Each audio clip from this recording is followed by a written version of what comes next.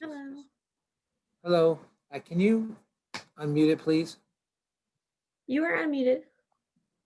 Oh, you can hear me? Yes. Yes, I can. Okay, great. Hi. I assume you're the Skokie Valley's attorney, rabbinic intern. I am. My name is Yael. It's nice to meet you. Hi, yeah, my name's Stephen Mandel. Both my wife and I used to attend the shul, but with COVID and other things, we've kind of been shut in for quite a while now. It's so hard. Yeah, it's tough. But I did watch the donut hole the other night. I missed I missed the speaker yesterday because we lost the internet connection, so we were out yesterday. Were you also affected by the storm that affected the East Coast? No, it was just in order to save some money, my neighbor told me about, we have a internet provider called RCN, and I bought my own you don't have to use their modem. You can buy your own modem and then save yourself a couple of bucks. So whatever happened, somehow they reset something at RCN and it stopped my internet from working. So thank goodness we had a technician came out this morning, because I work from home now, and if I don't have the internet, I'm dead in the water. So Yeah. he came pretty soon and got me back up and running. So I was happy that we could get to the class this evening. Oh, that's great. What do you do that you work at home now? I work for a company called Enlivant, Enlivant. The company owns assisted living communities in 26 states throughout the United States. So, Oh, cool. yeah, but you can imagine it's been quite a hectic time for us trying to keep our residents safe. Yeah. It's really tough. You got relatives that want to come and see see their loved ones, but they weren't allowed in the building. So they were allowed at one point to go up to the window where the resident was living and knock on the door, to talk to them. But the problem is that many of the residents are hard of hearing also. So they're shouting and yelling and can't really hear them. So we're kind of really looking forward to the day when they can vaccinate all the residents and try to get back to some sense of normalcy. So I work for the support center, which supports all the communities. So one of my colleagues right now is working on a project. We need to track every person that gets a vaccine shot. Wow. Very cool. Yeah, we have quite a few residents. Like I said, 26 communities. Let me see, 26 states. And the communities range from under about 60 to I think up to maybe 120 possible residents. Yeah, it's amazing that it seems like I live in Philadelphia and doctors and hospitals are starting to get the vaccine, now as we speak. Yeah, I just realized I didn't have my video on. My son is a doctor and his wife is a nurse, and they told us that she's in the neonatal, what's it called again? The NICU? Like not immediate care. Intensive care? Yeah, intensive care unit, right. So she got the shot, I think he said yesterday. Did he get a shot today? Yeah, we forgot to ask him. Oh, okay. Well, they're trying to get every, hospital workers vaccinated first. So like I said, I know his wife got it. I don't know if he got it yet. So getting it soon because he's down there. They live in Houston, Texas. Hello, everyone. So many people Hello. today. It's nice to see you all. Hello. Hello. How has everyone's Hanukkah been? Full of lights and Zoom. I done a bunch of great Zooms. That's great. With Cage, with American Jewish World Service, with Kol Sasson, several others. Wow, that's awesome. Did any of you go to your drive-through Hanukkah party? Sounded so exciting. It was ridiculous. It was so cool. Yeah, how? They had these fire jugglers And then you go and you can get hot chocolate and or a donut. And then you go to the next place and people got a half a pizza. Wow. It was really nice. Kol Sasson unexpectedly and without warning, just on Friday morning, dropped off bags with everybody, with sufganiyot and dreidel and candles and trilot and other things. Just they showed up on our front porches. That's lovely. And I also felt some sense of accomplishment in one of the Zooms I did this week with the Jewish Vegetarian Organization, of which I was the founding president in the 1970s. And in the last few years, have been taken over by a bunch of millennials who are super enthusiastic and welcoming and inspiring, but don't know much Judaism or history or Torah. So I keep saying, you did a wonderful event for Shavuos, but how come nobody there ever heard of the idea of a tikkun, for example? So the one they did for Hanukkah on Sunday had a couple of different rabbinical students and a guy who's a tour guide in Israel who filmed himself or took his camera around at Modi'in and at Nabi Samuel and showed the places where the Hanukkah events took place. And the cantor of the gay synagogue in Greenwich Village sang a bunch of Hanukkah songs. So I felt like my critique had finally been heard. That's lovely. A Hanukkah miracle. Yasher Koach. Judy, we said we might see each other on the Zoom, and here we are. Yes, Hanukkah Sameach to everyone, Yeah. especially Jonathan. Goki Valley has really been doing a lot week after week and month after month, but Hanukkah has been so filled with Torah and events and fire jugglers and candle lighting and lots of stuff. That's amazing. I can't make it loud. I'm so happy to hear. I really enjoy getting the emails every day, even though I am so far away. Well, thank God for Zoom that you can be rabbinic intern and still be there. It's true. I do. It's hard to keep up with Skokie Valley. Yeah, I bet. That's Baruch heavy. Hashem. It's so nice to see so many new and returning faces. I'm Yael, for those of you who I haven't met yet. I'm so happy to see you here. Nice to see our returning faces as well. Happy Hanukkah. So today we're going to take a break from the Parsha to celebrate our last night of Hanukkah together. And I wanted to talk about Hanukkah from a slightly different perspective. I think often when we talk about Hanukkah, we think about our duty as Jews to put light into the world, right? There's a common understanding that the light of Shabbat, the Shabbat candles are our internal light for our own Shalom Bayit experience, and that the lights of the Chanukiot are external lights, right? That they're the ones we spread into the world.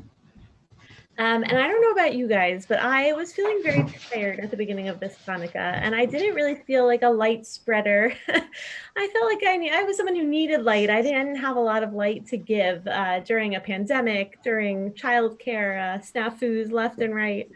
And so I wanted to look at Hanukkah from another perspective. And my wonderful Khabruta at Yeshivat Maharat shared with me a very beautiful idea from the Bnei Yisachar, who is Tzvi Elimelech Spira of Dinov. He's a student of the Chose of Lublin, and he has a really beautiful idea. But to get there, we're going to have to do a little bit of back work. So let me share my screen. So we're going all the way back to Parshat Breshit, a refresher course, to think about different kinds of light and the light that maybe we can associate with Hanukkah. And for those who have not been here, I love when people jump in and ask questions and offer thoughts. So please don't hesitate to. When you say all the way back, this is all the way back. All the way back, the very first psukim. Yeah, so please feel free to jump in at any point. I can't see everyone's face when I share my screen, so I won't see hands. So just be bold, be loud. Okay, so we're going to start all the way at the beginning, as Jonathan said, with the first 3 psukim of the Torah. Breshit bara Elokim et hashamayim ve'et haaretz. God began to create heaven and earth. V'ha'aretz hayta tohu v'avohu v'choshech al pnei tehom v'ruach Elokim merachafet al pnei hamayim. And the earth was unformed and void with darkness over the surface of the deep and a wind from God sweeping over the water. Vayomer Elokim yihi or v'yihi or. And God said, let there be light, and there was light.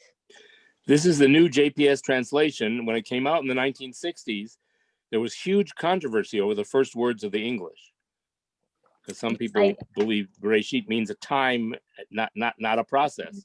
But Although this follows Rashi, right, in the beginning of the creation.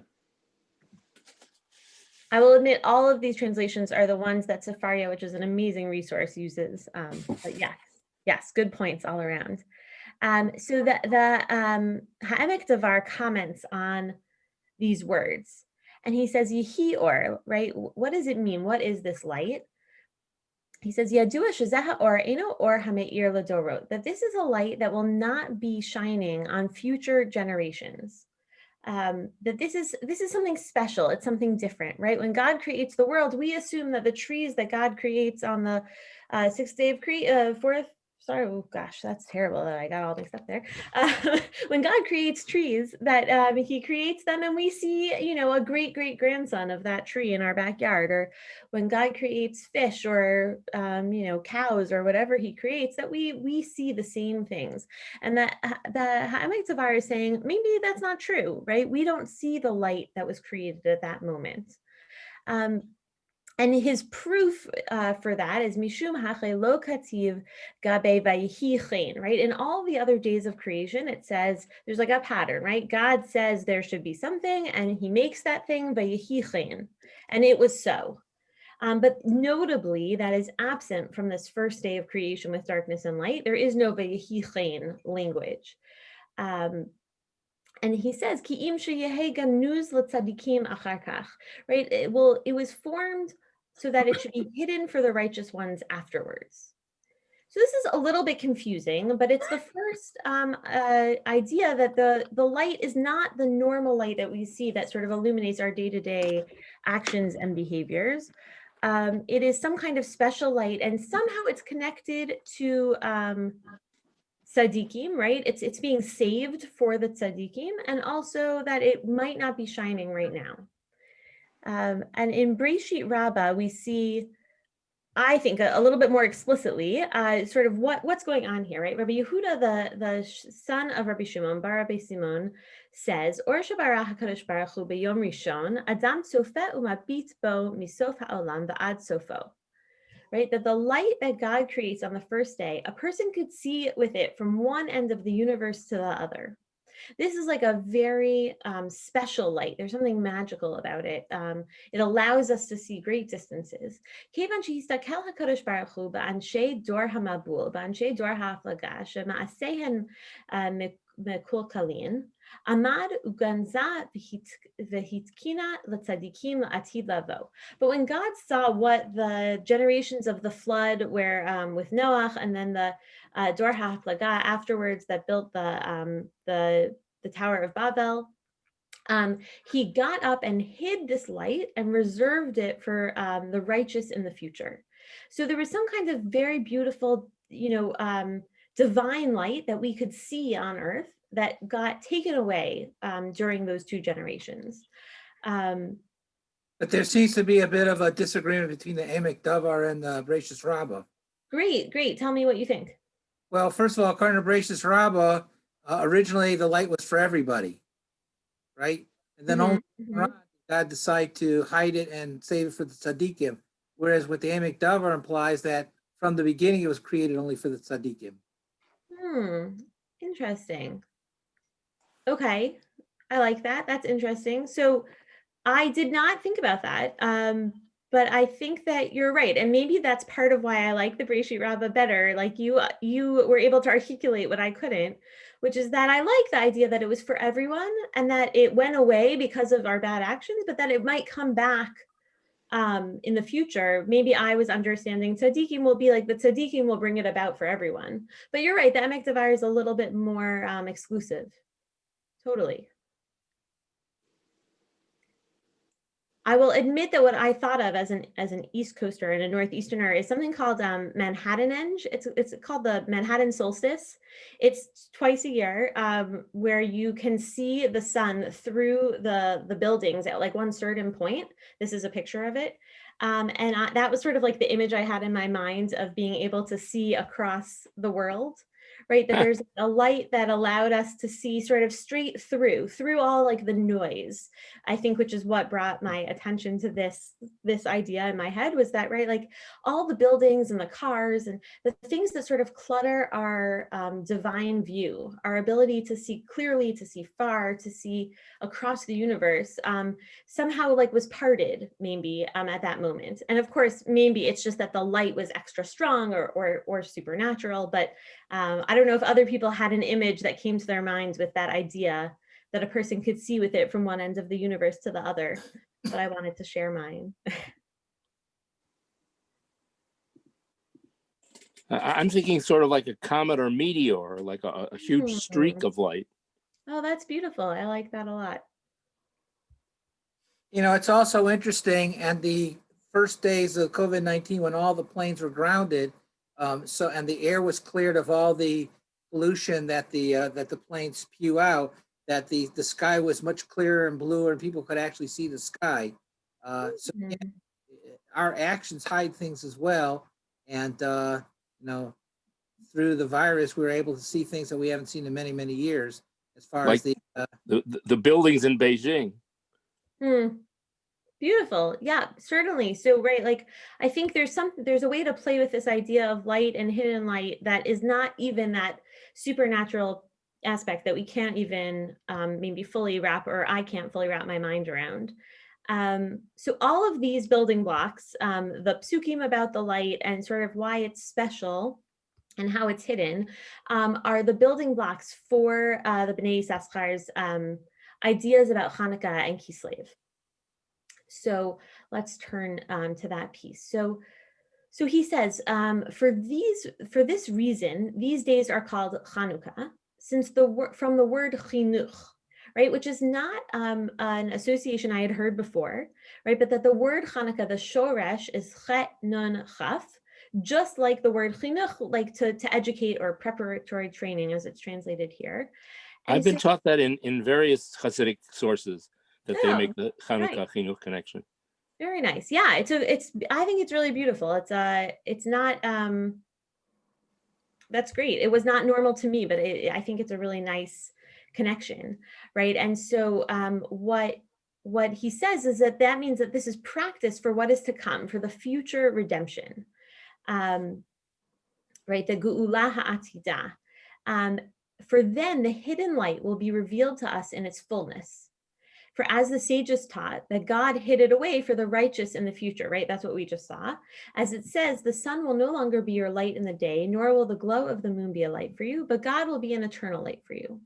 And this will be the end of this exile that began with the fourth kingdom, right? So the Bnei Yissaschar understands, I think, Stephen, as you had started to point out, right, maybe there is like a sort of righteous and not righteous, but from this perspective, it seems to me that the Bnei Yissaschar is saying that it will be revealed to everyone in its fullness when it comes back, that this magical light that had been taken away. But even before the end of the third kingdom, the kingdom of Greece, the blessed God shines a small bit of light for us, even after prophecy had ceased, so that light can remain with us in this current exile in the place of prophecy, right? So when Nevuah stopped, when the last Navi, passed and we shifted to a world in which we didn't have that direct mediation with God anymore, that God wanted to leave just a little bit of light in the place of Nevuah. For through this light, a person can gaze from one end of the universe to the other, right? A nod to the Breshit Rabbah. And it is therefore called the Chanukah candle, the candle of chinuch, preparatory training and practice for the eternal light of the future redemption, when that hidden light, about which it was said, let there be light, will be revealed.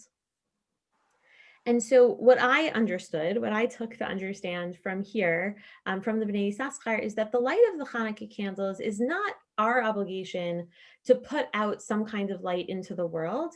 It's our way of practicing to recognize and appreciate a divine light that has been lost to us for so long that we probably don't really know what it looks like, but we're practicing accepting that back into our life. And to me, a divine light felt like very much like divine encouragement or divine, a divine crutch at a time where life can be especially darker than most Decembers maybe.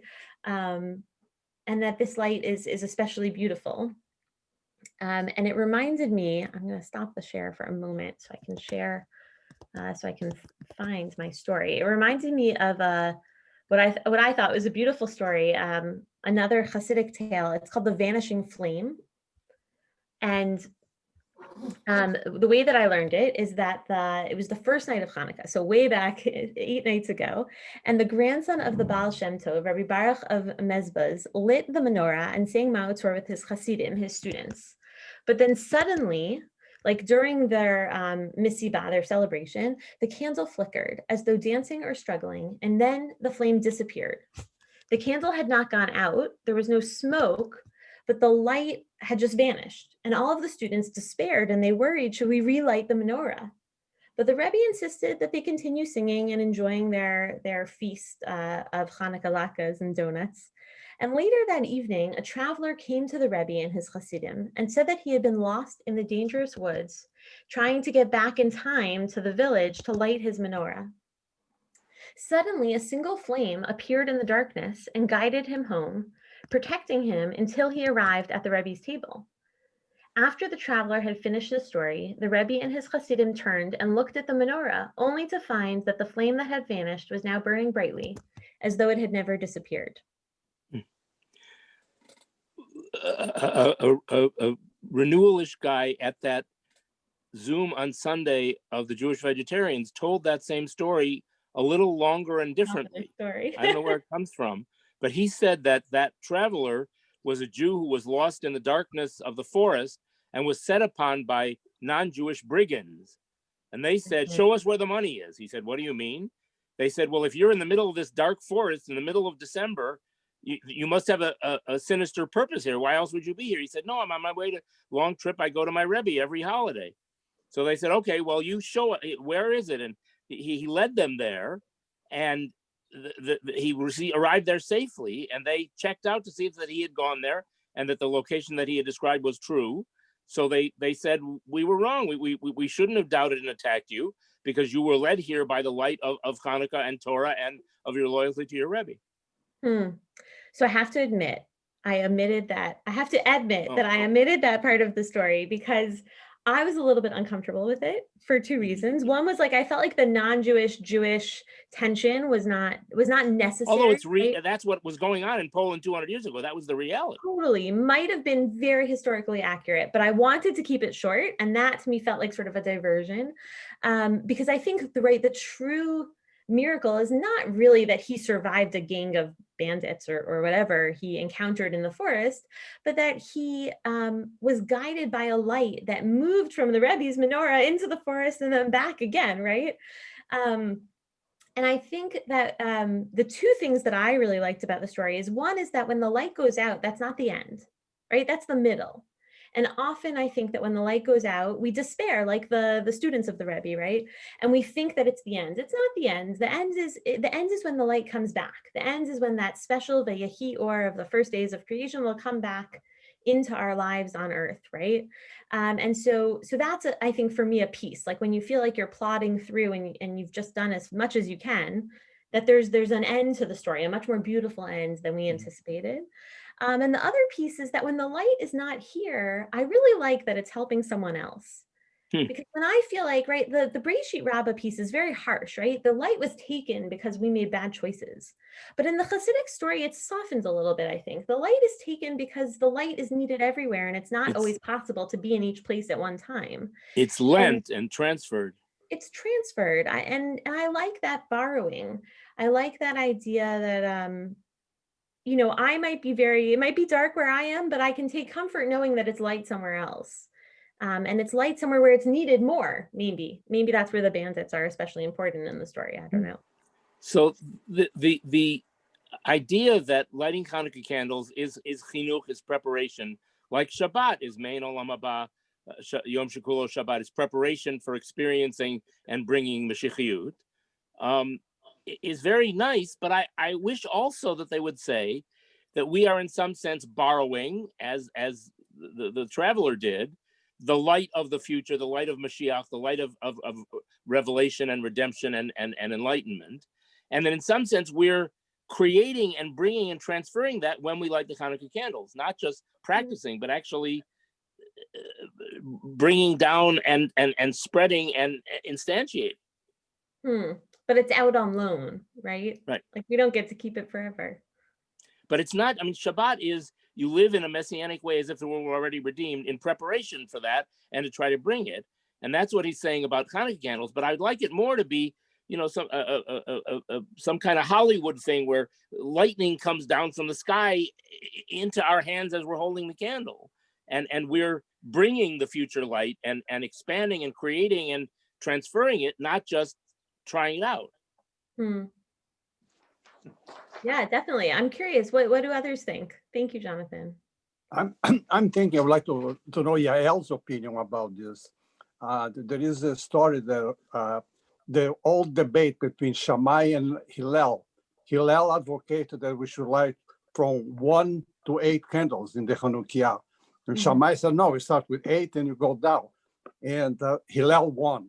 But I wonder if the two are complementary and more or less tie into what Yael was saying about the lights, the beginning, the end. And what do you think? I think both are equivalent. The light was there and disappeared, but now it starts to build up again. Yeah, I mean, I can definitely see the 1 to 8, right? Like when you're trying to when you're doing something new, when you're doing chinuch, you start small, and then as you sort of gain your confidence, you can get bigger. I think that fits very nicely. I could see the other direction as well, right? If we're trying to, if the light is on loan, you start with the most, and then it slowly dwindles, like it goes back to its place wherever it's being ganuz, where it's being hidden until, you know, future days, until we can just sort of like hold on to that last tiny little bit. But I like both ways. I think I'm so conditioned to like 1 to 8 that I agree, it fits well. I think next year I'm going to try an experiment with my family, if they agree with me. I have two Hanukkah. One start with 8 and going down, another building up, and see what happens. That's I'll report to you in the next 8 nights of Hanukkah. Yeah, That's good. Yes, Yael, I really like what you said, actually. You know, starting with your thoughts on, you were kind of having a dark time. It was a little difficult, but it was helpful for you to know that maybe there's light somewhere else. I think that says a lot about you, but it also gives me a new perspective to think about as well during times that might be hard, that it might be hard for you right now, but it might be better for someone else. So thank you. Thank you.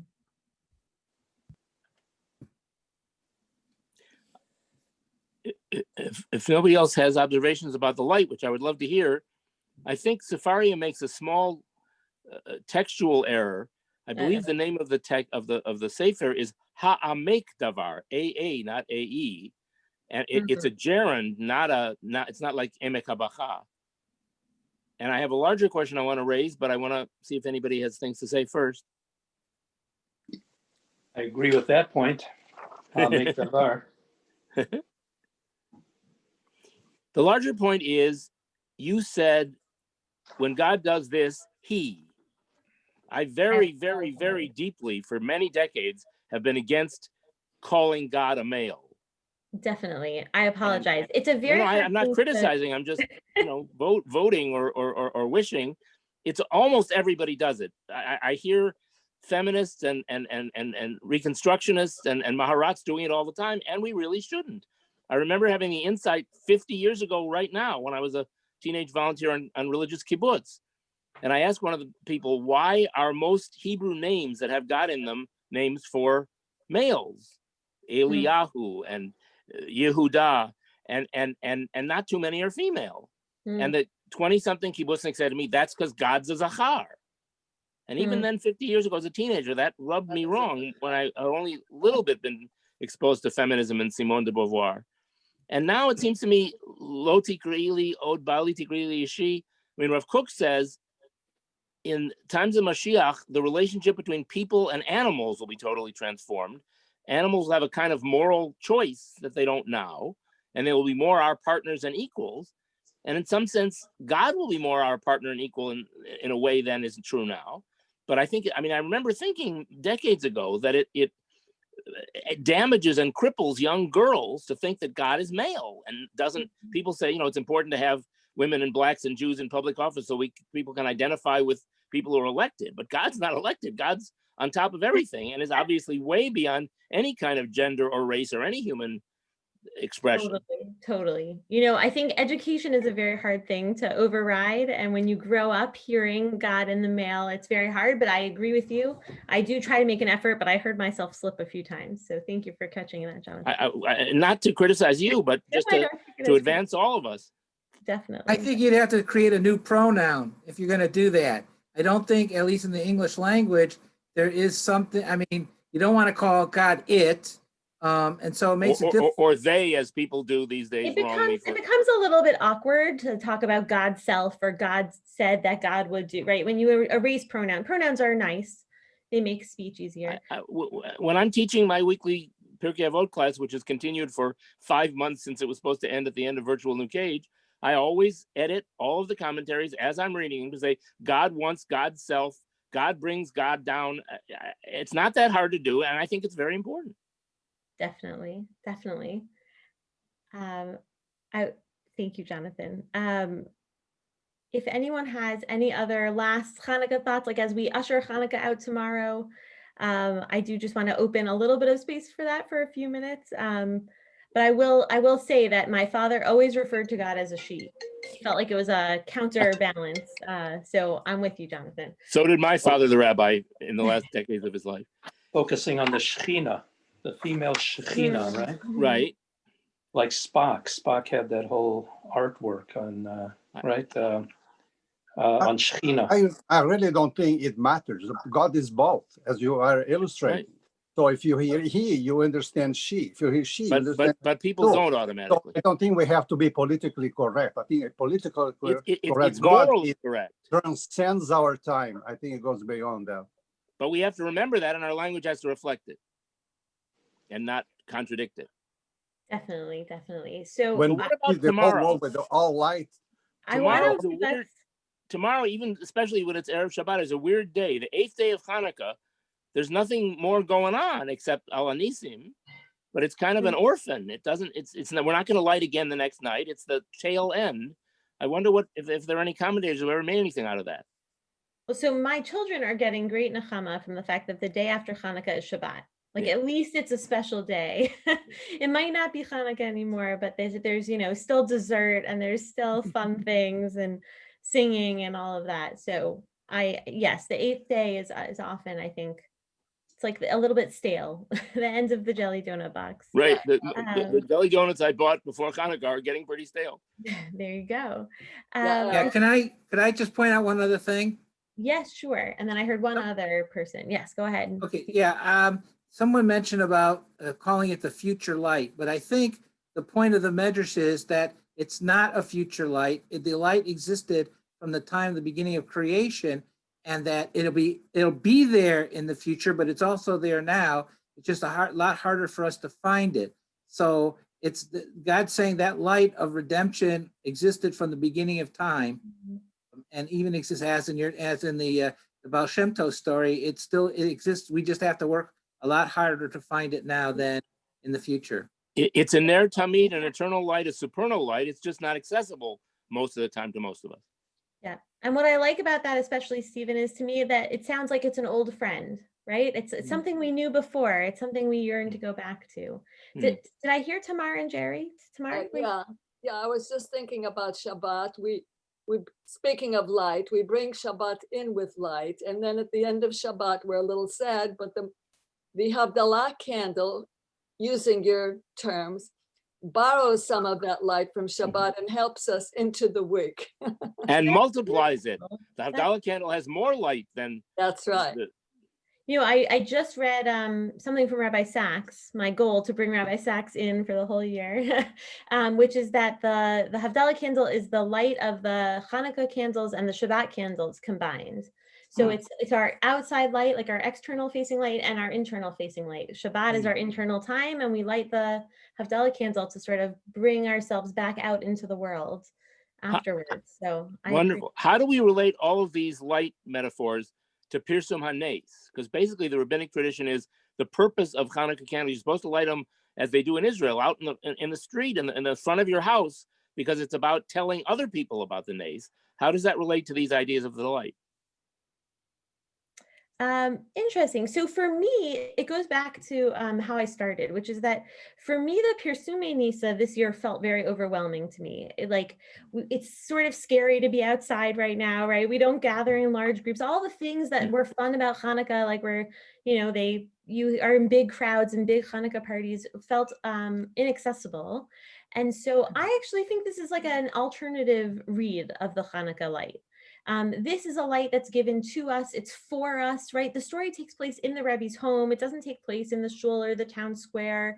I think that this is like a special divine booster that we're allowed to sort of touch but not hold on to forever over Hanukkah until we can earn it back fully as its full light. Or to put it differently, we normally think of, especially in Israel, you do it outside in front of your house with a huge structure, or kibbutzniks do it on mountainsides with huge canisters of oil. But it's Pirsum HaNes to ourselves. It's reminding and publicizing the meaning and the significance of the miracle in our own lives to our own consciousness. Sure. And to even extend the Nes idea, right? It's Pirsum of the Nes of the light that will come back to us at some point. Right? That's a miraculous light also.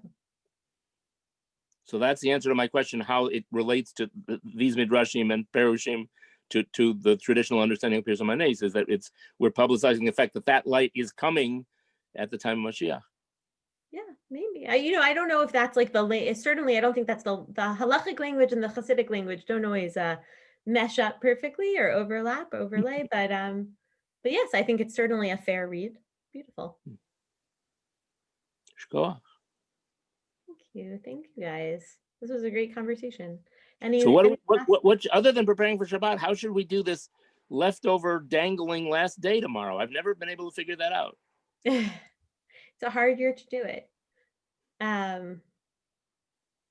don't know. I think if we're thinking about the chinuch of bringing that light, that special light into our lives, like, I don't know, I'm curious how else you can practice that beyond lighting the candles. When there's no candles left. There's no candles left, right? I conveniently taught this after everyone lit their last candle.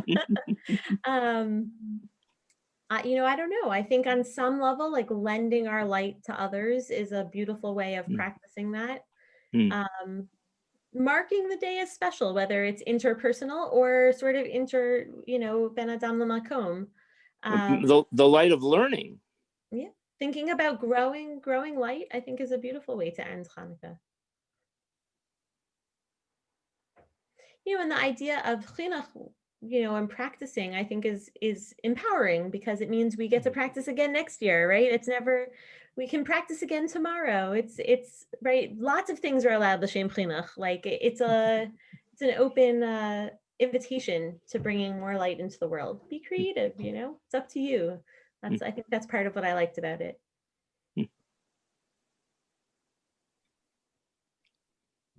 Wonderful. Well, I hope everyone has a lovely end of their Hanukkah, however they choose to celebrate. Next week, we will not be learning on the 24th. I mean, get that to win at the ballot. I mean, he might not have won. Because he was in line. And then this guy, I mean, Judy, Mick is coming over. I'm going to mute you. Sorry.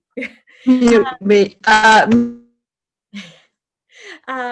Because I'm a chaplain here part-time, and so I will take the Christmas Eve shift off of everyone else's plate.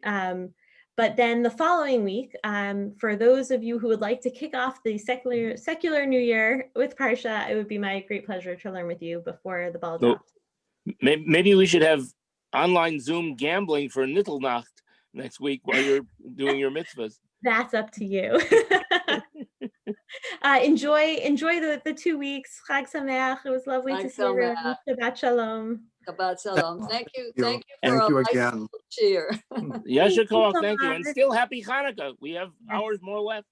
Exactly. Chag Sameach.